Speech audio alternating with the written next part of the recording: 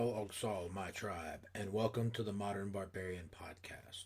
May your days be filled with victory, and your nights filled with cold drinks and warm companions. Today's episode is entitled The Mad Emperor's Lies Are Shrouded in the Cloak of Good Intentions, and is a discussion of the actions of the current leader of this country.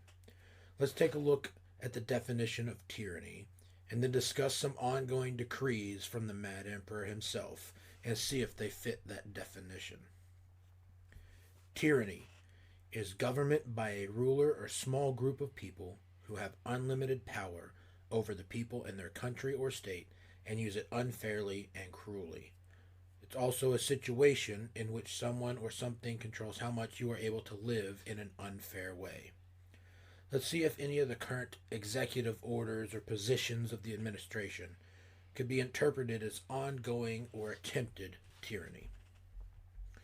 There's a few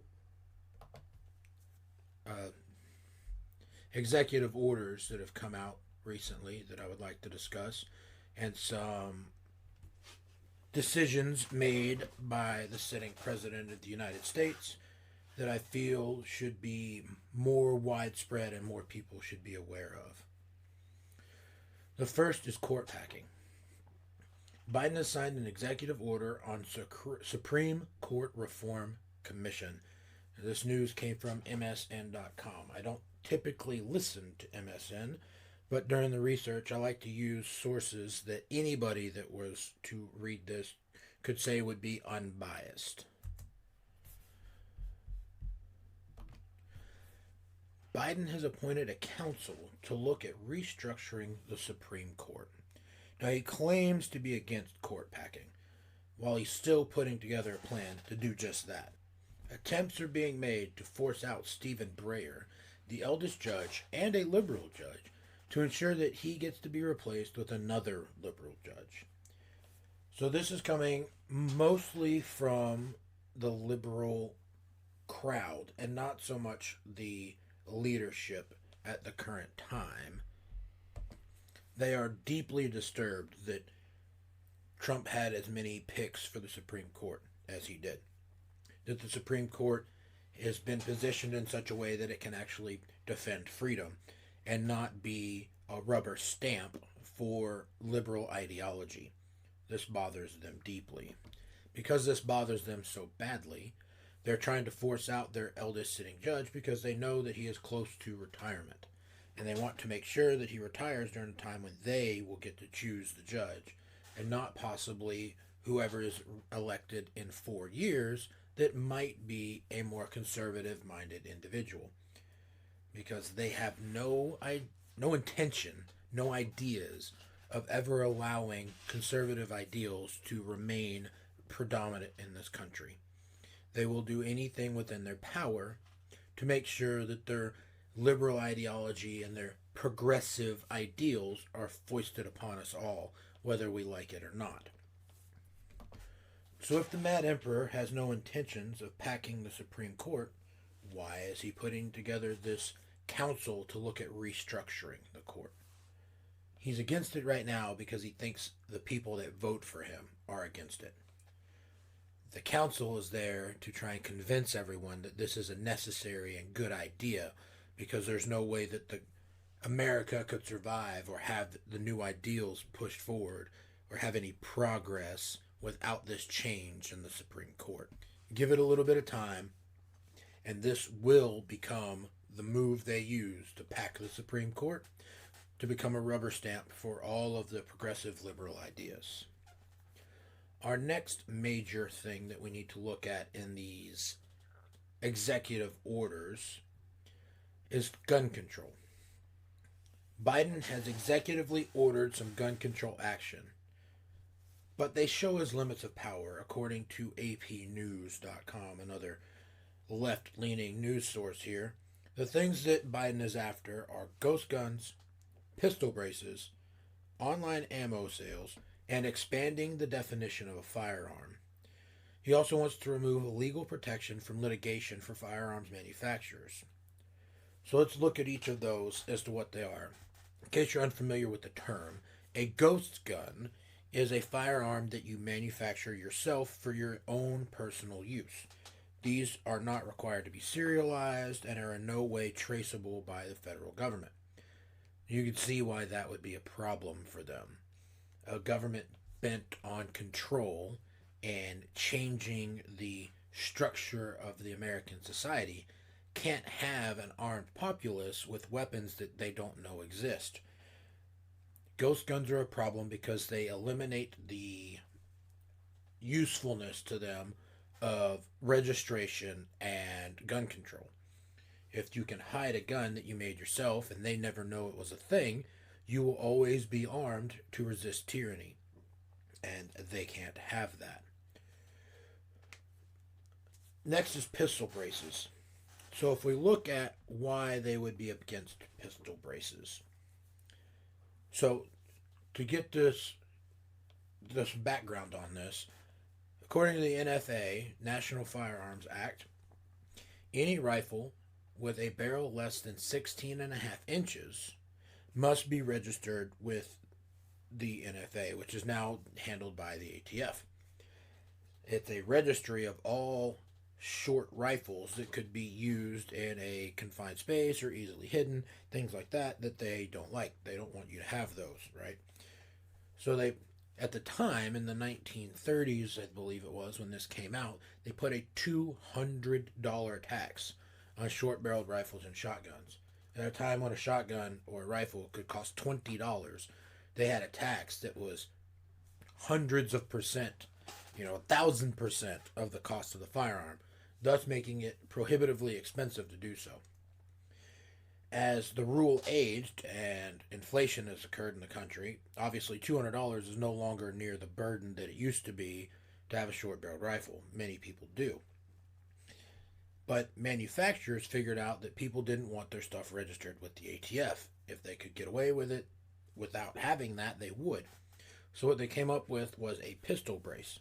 So now you could label your AR-15 that was below 16.5 inches as a pistol and use a pistol brace on it to have a stable pistol shooting position. Now these pieces of plastic are in no way dangerous to anyone. What they do, though, is they bypass this little law that they've created that prohibits you from having a certain firearm that the Mad Emperor, at any time in history, has decided that you shouldn't have. So, Biden, because he has this very strong anti-gun stance, has decided that they're going to go after these pistol braces because they allow you to have, in their terms, a short-barreled rifle without paying tax stamp, because you're allowed to put some form of stock on it, even though it's not a stock, it's just a brace. So let's look at some of Biden's own words on this issue as we come to some quotes from the man himself. He says, nothing I'm about to recommend in any way impinges on the Second Amendment. Their phony argument suggesting that these are Second Amendment rights at stake from what we're talking about. But no amendment to the Constitution is absolute. You can't yell fire in a crowded movie theater and call it freedom of speech. From the very beginning, you couldn't own any weapon you wanted to own. From the very beginning that the Second Amendment existed, certain people weren't allowed to have weapons. So the idea is just bizarre to suggest that some of these things we're recommending are contrary to the Constitution. Gun violence in this country is an epidemic. Let me say it again. Gun violence in this country is an epidemic, and it's an international embarrassment. Now, these are the man's words, straight from his mouth. This is a quote. You can probably tell by the stumbling, bumbling wording structure there that he said this himself. So let's take a look at some of the things he said and see if this passes the tyranny sniff test. They're saying that changing the law about ghost guns and pistol braces, which bullshit. I'm not calling them ghost guns anymore. I hate that term. It's a homemade firearm. They're against you having the right to manufacture your own firearm or have a pistol brace or buy ammo online. And they're saying these aren't infringements upon your Second Amendment right because no amendment to the Constitution is absolute. That statement right there, no amendment to the Constitution is absolute. That's a pretty clear statement of his intentions. He feels he is above the Constitution. He has done some form of mental gymnastics and plans to try and trick you into believing that he has the power and the authority to interpret the amendments to the Constitution in whichever way he chooses at the time. Because no amendment to the Constitution is absolute. I beg to differ. The Founding Fathers wrote those words, and they were absolutely absolute. It very clearly states the right to keep and bear arms shall not be infringed. It didn't say it can be infringed a little. It didn't say, well, if technology gets too big or too great that it's dangerous and scary, that then we can infringe upon it. It said shall not be infringed. There's also some major historical flaws in this statement. We look here, it says, since the very beginning, you couldn't own any weapon you wanted to own. Well, that's just a bald-faced lie. When the Second Amendment was written, these people had just finished fighting a war with private weaponry. They owned cannons. They owned the most modern muskets at the time. People owned their own warships. They owned all the types of weaponry that existed at the time. There was no weapon of any type that was forbidden to them. And when they wrote the Second Amendment, that's exactly what they meant. No weapon of any type was forbidden. So that bald-faced lie right there is just that, a lie. In the very beginning, you could own any weapon that existed, and nobody had a say in it. If you could afford it, you could have it. Period. End of story. Looking back on the laws about who could and could not have weapons at the time, those were mostly racially related laws. People were scared that slaves would revolt if they were allowed to have weapons, so they outlawed the ownership of weapons by African Americans. Now, I'm not big for labeling stuff, but that's pretty clear a racist issue thing. They said, those people over there, if they are allowed to have weapons, they will no longer be our slaves, and that's a problem. And for me, I don't believe in slavery. I never have believed that that was a good idea, even though it's existed for thousands of years upon this planet. I believe that every man and every woman believe they are free and have their rights to freedom and the right to defend themselves. So this section here, where he goes back and says, since the very beginning, certain people weren't allowed to own weapons, he's saying that racist laws from hundreds of years ago are the standing ground upon which he's going to use to say you can't have a weapon now. He's basically telling you that you're going to become a slave, and slaves are not allowed to be armed. Now, you can see this in this thought structure that he's put out. He no longer sees himself as an elected official, an elected representative of the people. He sees himself as an emperor, a ruler to make decrees and change things, and his subjects must follow whether they like it or not. It's a scary set of words there that he's put together, and a very blatant set of mental gymnastics to try and sugarcoat his beliefs enough to be tolerable while still telling you that he believes he's above you and that you're not allowed to have weapons because you might not like something that he says, and that scares him. Now let's talk about this online ammo sales ban. They no longer want you to be able to go to a website and purchase ammunition and have it delivered to your home. Now, ammunition is not, nor has it ever been, a controlled commodity. Anybody was allowed to buy any type of ammunition that they wanted up until some bans on explosives in the NFA, which meant you were no longer allowed to buy explosive ammunition. But just regular ammunition, even after that, has never been controlled. But it's kind of the give an inch, take a mile thing you see. Given a long enough timeline, you can see that nothing ever reverts back to more free. Things progressively get less and less free as government gains and takes more and more control. Now that they see that they're having a hard time with the gun control issue, they decided to attack ammunition because they know that a firearm without ammunition is useless. Their goal there being backdoor gun control. Knowing that it doesn't matter how many guns you have if you don't have bullets to put in them, they want to make it harder and harder and more expensive for you to get ammunition. One of those ways is to limit or eliminate online ammunition sales. Because major dealers of ammunition typically use online style sales to make that happen so they can sell to millions of people to sell in great quantities and lower the price, they're calling them ammunition dealers, like a drug dealer, but for ammo. And that they need to be controlled, that this online sale of ammunition is in some way dangerous to the country. It's a power grab. It's a backdoor step at gun control. To outlaw the sale of ammunition in any form is an infringement on the Second Amendment. The Second Amendment says arms, not guns, not rifles, not shotguns. It says arms. And arms require ammunition. So therefore, taking away the ammunition would be infringing upon the right to keep and bear arms, because you can't bear an arm without a bullet.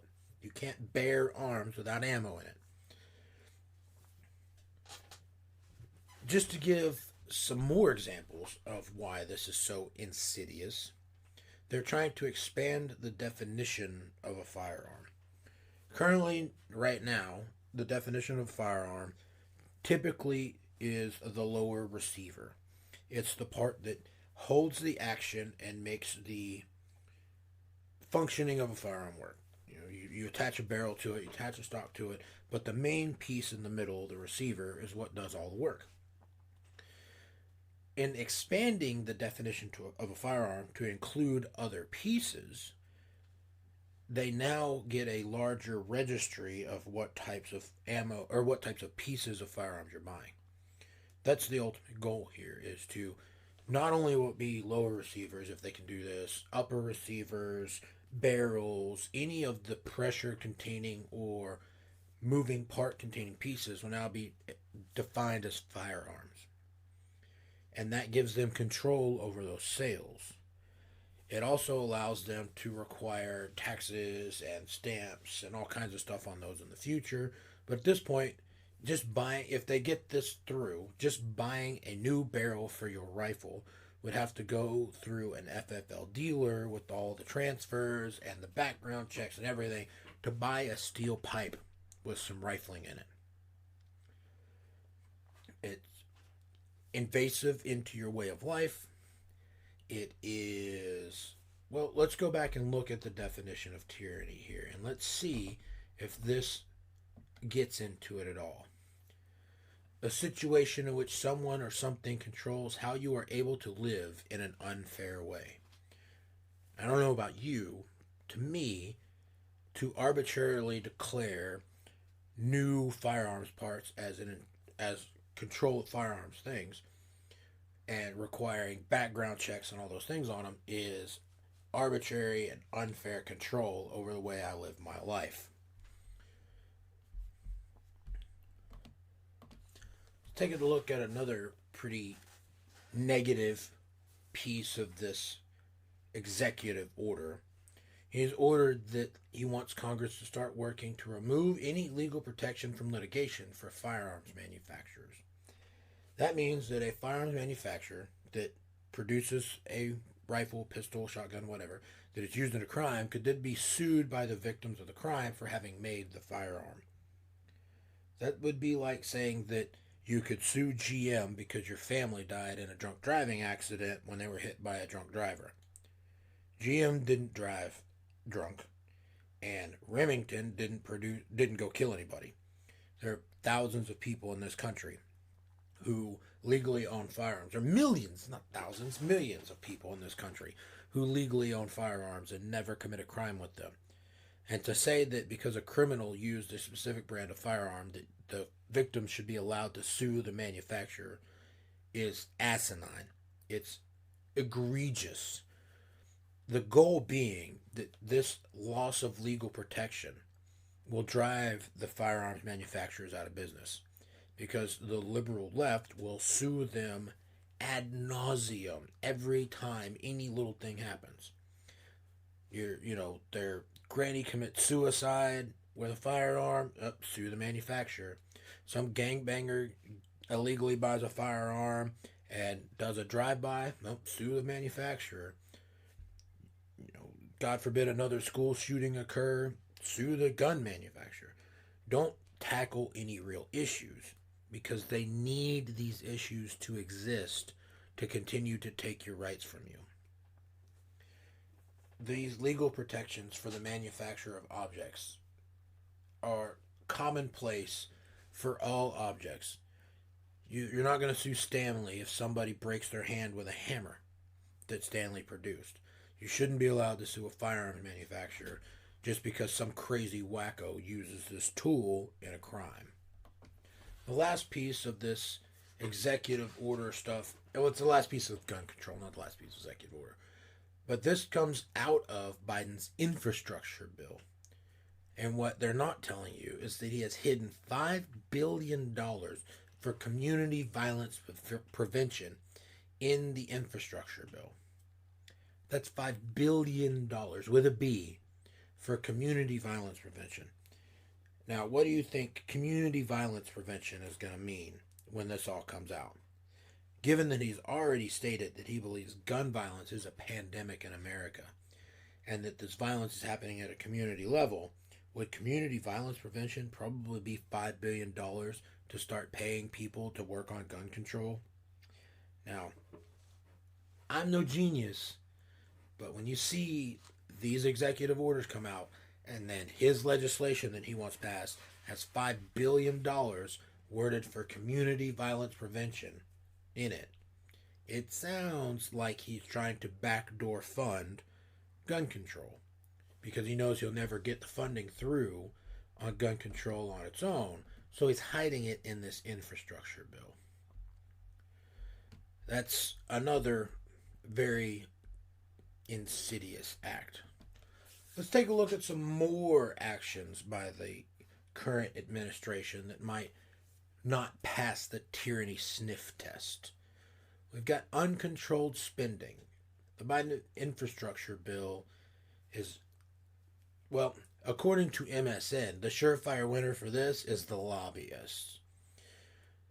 And I tend to agree. I hate to say that I agree with these people, but they're right. This infrastructure bill is horrible. It's a $2 trillion spend for infrastructure. It's the highest priced bill in U.S. history.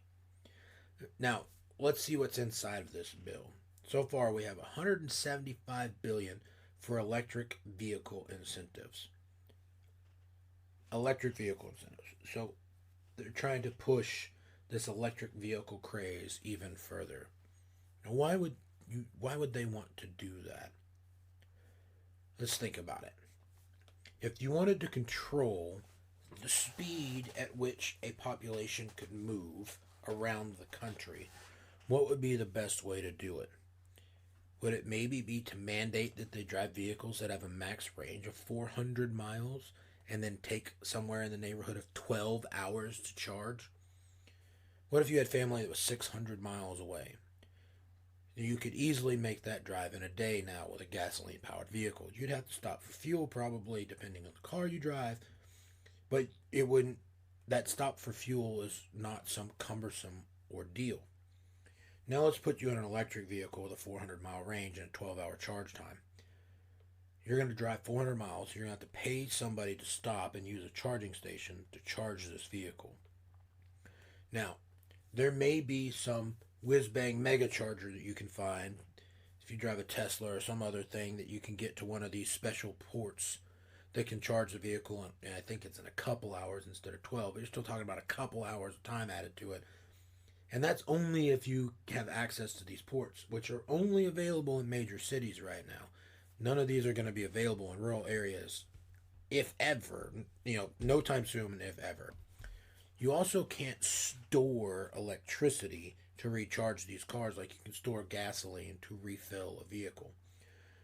There's no room on them to increase the capacity. Like, you can't put a bigger battery in them. Like, you can put a bigger fuel tank in a vehicle if you need to go farther.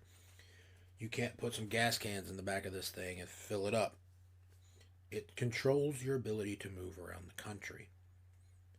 Now, that people may say this is a conspiracy theory, and they may be right.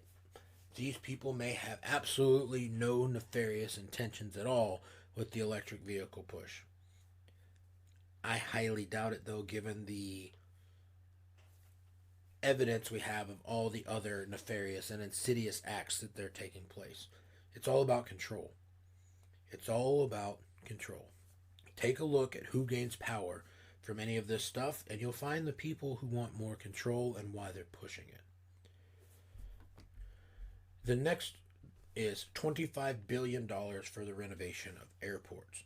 And I did some research into this, and from what I can find, most of this money is earmarked for small airports. It's mostly earmarked for your local, hobby, and regional airports. And in order for them to get this money, they have to upgrade their flight control systems to use the same ones as major international airports. Now, what you may not know about these major international airports is that these systems, feed back flight data in real time to the FAA so that all flights are quickly and easily trackable by the federal government. If anybody knows, again, about why they would want to control how quickly somebody could get from one part of the country to another if they needed to, individual small pilot's license and small planes are one of the biggest ways that people can get around in a nearly undocumented fashion. Yeah, you gotta file a flight plan with your local airport or whatever, but it's on paper for most of them. It's hard to track, hard for them to get. You can cover a large distance very quickly. So in this infrastructure bill, they've earmarked this money to try and upgrade these flight controls centers for, well, in my mind, again, it's all about control. They're trying to know where you are at all times, know what you're thinking at all times, because they know what they're doing is unpopular. And instead of changing the direction and stop being tyrants, they're trying to make sure that they can get enough control over their subjects so that they can find the dangerous ones and do something about them and make sure that they can't get anywhere too far too fast. We also have $213 billion for housing improvements. Well, I don't know whose house it's for, but I bet it's not your house. Bet it's not my house. I'm betting this means for government housing. They're going to start trying to improve and enlarge government housing to hold more people. This again puts more people under the thumb of the government. If they own your house and can throw you out of it at any time, you better pay attention and do what they say, or you won't have anywhere to live. We also have $100 billion for universal high-speed internet. Now, I don't know why the government feels the need to be in the internet business, but this is going to set up a broadband for everyone type setup with this money and have subsidized internet for low-income housing people. And now, not only will that give the government control of these people's houses, it will give them control of their internet, where they can see all their activity. Again, that seems a little fishy to me. And who knows what other things they're trying to put in there with that internet. You know, they may give some of this money to, like, Comcast or the other big internet providers, you know. And I'm betting that one of the stipulations is that they get access to the information that these people gather on what you do with your internet. That's going to be the cost for this large chunk of money they're going to give these people. And I guarantee you the lobbyists for all these are lined up around the block to give them access to your private personal data that comes from the internet for a chunk of that $100 billion. We also have several smaller amounts in this infrastructure bill to help fight climate change to help get clean water, to increase labor, to help with child care and senior care. Now, when you add all these together, you've got hundreds of billions of dollars total. And these are just the smaller portions when you add it up. I mean, this is a huge spend. Think about what this is going to do to our taxes. How are they going to spend this much money without raising taxes to pay for it? There is no way. This is going to be a huge burden on you. And they're going to use the money that they take from you with these increased taxes to gain more control over your life. And this is almost unilaterally decided by the current sitting president. Now, we do have some controls in this country that might stop this stuff from getting through. But when you read these bills and when you look at these executive orders, it makes it very apparent what his ideas are. Something else is going on in this bill is that it hides some pretty major changes to the U.S. tax code. It's going to increase corporate tax to 28%, up from currently 21%. That means that for every dollar of gross income that a business makes, they will owe 28 cents to the federal government right off the top. Nearly 30% comes just right off the top. You got to give that to the government for the right to do business in America. Now, what do you think that's going to do to business and the economy? If you're a small business owner, can you afford for somebody to take an extra 7 to 10% off the top of what they're already taking? In the middle of the pandemic where they told you you're barely allowed to keep your business open anyway? Or are controlling the amount of people you're allowed to let in to visit your establishment?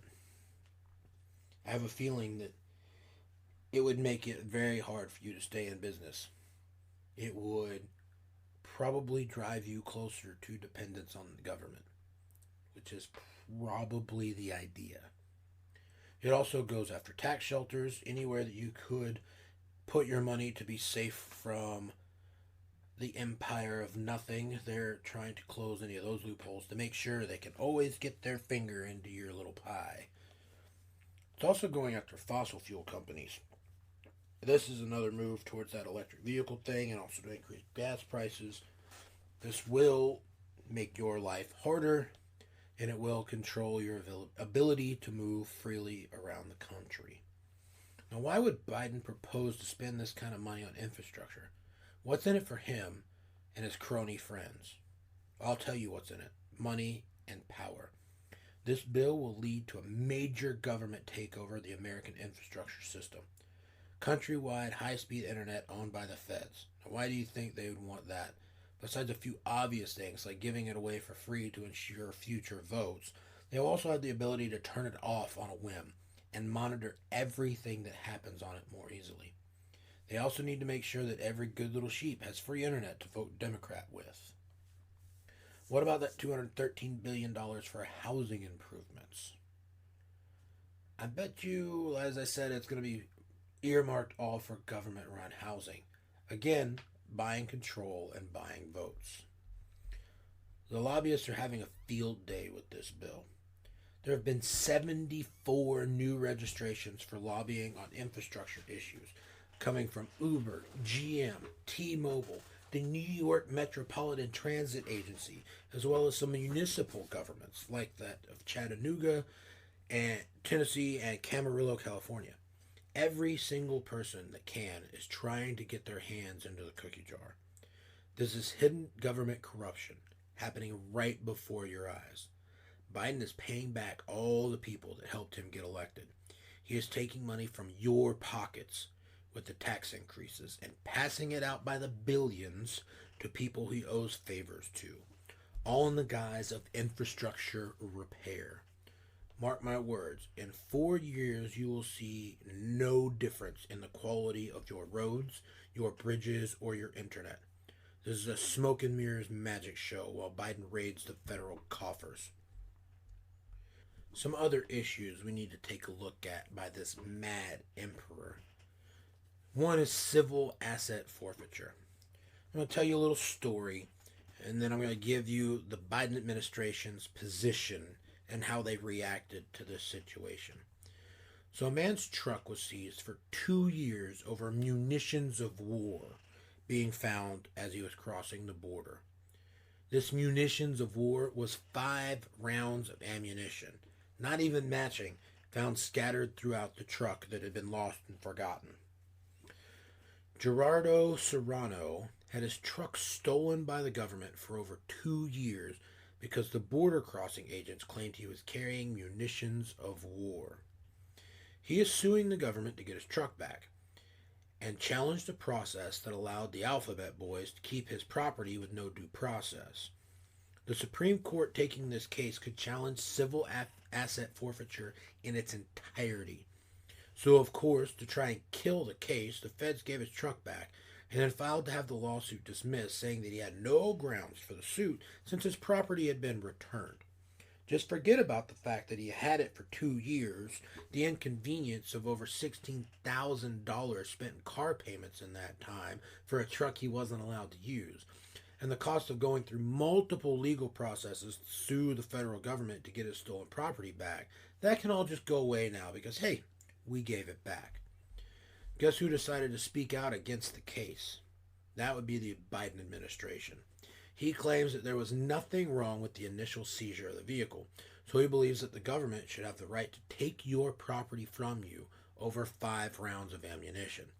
He sees nothing wrong with the $68.8 billion that the federal government has seized from American citizens since the year 2000. To put that in perspective, the average household income for 2020 was $97,973.61. Just making an even number, let's call it $100,000. That means that in the last 20 years, the federal government has seized 688,000 times the annual household income. All of this without a trial or any due process. The people may or may not have been convicted later, but they are not obligated to return anything taken under civil asset forfeiture laws, even if you are found not guilty of all charges. But of course, the man who intends to raid the coffers of the federal government to pay out to all of his supporters and people who helped him get elected under the guise of infrastructure repair would see nothing wrong with the government stealing from its citizens. Think about that. They took this guy's truck for over 2 years, over 5 rounds of ammo, and not gave it back until he sued them, saying that they were doing something illegal, and it got through multiple court processes till the Supreme Court had to start thinking about looking at it. Would they give this man his truck back? 2 years that he's made car payments on a vehicle he wasn't allowed to have back. That's insane. How is that not tyranny? How is a federal agent under the guise of civil asset forfeiture allowed to arbitrarily steal your stuff? And that's supposed to be okay because, hey, I think you're committing a crime with this. It's ridiculous.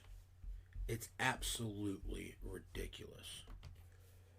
Well, we've got a few more things I want to discuss, but before we do, it's time to take a short break, put some, commercials in here, I guess, is how this thing works.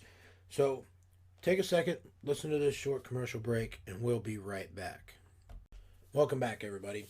We're discussing the current administration, the mad Emperor Biden as he sits upon his golden throne, and some of the flaws and errors he's currently making and giving away his position of believing himself to be above reproach, to believing himself to be an emperor and not an elected representative. Another big one we should look at is some uncontrolled foreign arms deals. Now this is some stuff you should really take a look at. Biden is selling $23 billion worth of the new F-35 to the United Arab Emirates with no congressional oversight. This move is so heinous that even Democratic lawmakers are appalled. Both Bob Menendez and Dianne Feinstein are introducing legislation to enact congressional oversight of arms deals after the event. Why would this madman sell some of our most technologically advanced weapons to a country that has minimal, if any, allegiance to us? That most likely hate us? In what world would you think that you would want people who could very soon be your enemies to have your most up to date fighter jet in their possession? It just doesn't make any sense. But $26 billion. I mean, you got to see the genius in that. It was a way for him to put a lot more money in there for him to play with nobody there to stop him. So bad that, I mean, I'm not going to say their names again because just saying their names sounds dirty. But these Democrat lawmakers are in arms about. They're putting in legislation to make sure that stuff like this can never happen again. It's asinine. I can't imagine the thought process that you go through to say, let's sell off some of our most technologically advanced weapons to people who are likely our enemies. It it just doesn't make any sense. The only part about it that makes sense is that the man is crazy. He is obviously mad. He makes his brain does not function the way a normal human being's would. That said, we need to look at a few things as a whole instead of just the individual pieces I've been talking about to this point. These pieces of executive order and position of the administration outline the beginnings of a plan for America that every barbarian should take note of. First are the attempts to disarm the population. This is the biggest lie propagated by the powers that be. They claim that they do not want to disarm the population, only to limit their access to weapons of war in the name of public safety. But then they attack the freedom to own the very weapons that make you safer. It's all a ruse to dupe the sheep into believing that domestic terrorism and right-wing extremism is the thing they need to fear most. That they can't be safe until the government takes away the mean and nasty weapons of war from the crazy rednecks who just want to kill them. Just look at the language used. I'm going to do some quoting here of Biden's. Don't hold this against me. But look at the language used. Biden says, I want to say before I introduce the rest of the folks is, you know what? A lot of people have not been through what they've been through. Don't understand. It takes a lot of courage to come to an event like this. They're absolutely determined to make change. But Mark and Jackie, whose son Daniel was a first grader at Sandy Hook Elementary School, Daniel loved sports, loves outdoor sports, getting muddy. I see my friend Fred Gutenberg. His daughter Jamie was a freshman at Marjorie Stoneman Douglas High School. She was an accomplished dancer. I see Brandon Wolf, who the shooting at the Impulse at the Pulse Club nightclub. He survived, but his two best friends died.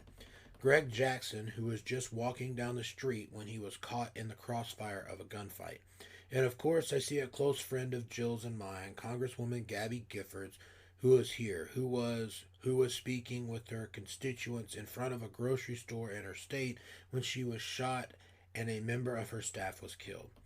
You know, they're here and their pain is immense. And you know what a lot of you, hopefully many of you, don't know is you've gone through a trauma no matter how much you work to make sure that others don't go through it. Every time you show up at an event like this, it brings back when you got that phone call. It brings back the immediacy of what happened at that moment. So I genuinely mean it. Thank you. Thank you for having the courage to be here, the courage to continue this fight. Senator Blumenthal understands it. A lot of the folks out here understand it, but it takes real courage, so thank you. They paint these people as heroes. Sorry, this is me talking again, no longer quoting. They paint these people as heroes, as the most courageous people on earth for simply not dying when attacked. They didn't do anything to earn this title.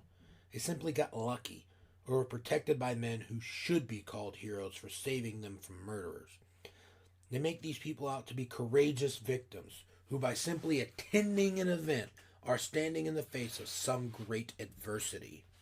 They have done nothing to earn this title. It is simply bestowed upon them to give them a sense of credibility So when they say that these evil weapons of war should be banned, you will feel inclined to listen. They appease to emotion, not logic. They create the false narrative that simply being shot at and not dying not only makes you a hero, but somehow an expert on gun control. Now, I promise you, I know more people who have been shot at than was in this list. None of them claim to be experts on gun control. And while many of them are true heroes, most of them would not claim that title, don't want it. They would say they're just doing their job, protecting freedom, loving their country. These people were actual heroes. They did actual heroic deeds, not the survivors of these attacks. Being attacked and not dying does not make you a hero. Being a helpless victim does not make you a hero. It's an abhorrent use of the word. Ugh. I can't even think of a worse way to use the word hero as to label somebody who simply survived being shot at and did nothing to defend themselves. Were simply lucky enough to survive and call them a hero. It's the worst use of the word. Well, we've gone over many points today, and I believe that all of these points show that the current administration fail every facet of the tyranny test. Luckily, our system of government is slowing them down, but this is still attempted tyranny. They have a great amount of power, so far as to steal your very belongings without any court oversight. They are using the power they have to go after even more power. If any traditional institution stands in their way, they will simply rewrite the rules of that institution and pack it full of people who think the way they want them to think.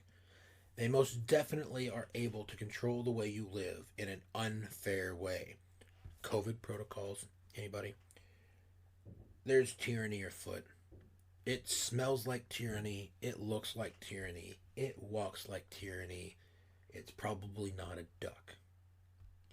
Biden is a mad emperor, reminiscent of Caligula of Rome. He likely truly believes all the lies because he sees only the shroud of good intentions. His own delusions of grandeur and senility allow him to believe these lies, at least enough to not bother his conscience while trampling the rights of the American citizen. He does not see you as a citizen of an American nation, however, but as a subject of the American empire. He is the current emperor of the empire of nothing, leading the legion of mindless masses willing to gobble up any lie so long as it furthers their cause of inclusivity. The only people who can be decried are the ones that decry, and if anyone else tries to spread information that goes against their narrative, or even more egregious in their eyes, tries to get people to think for themselves, shall be shouted down from every available soapbox. Luckily, you and I care little for their opinions, and even less about their labels. We know that we are free, and that no one will ever take that freedom from us as long as we shall live. It was Patrick Henry who said, "Give me liberty, or give me death." But I think he had that sentiment wrong. For me, it's, I have liberty, and it'll cost you your life to take it. I hope you have enjoyed this episode of the Modern Barbarian Podcast. That's all I've got for today.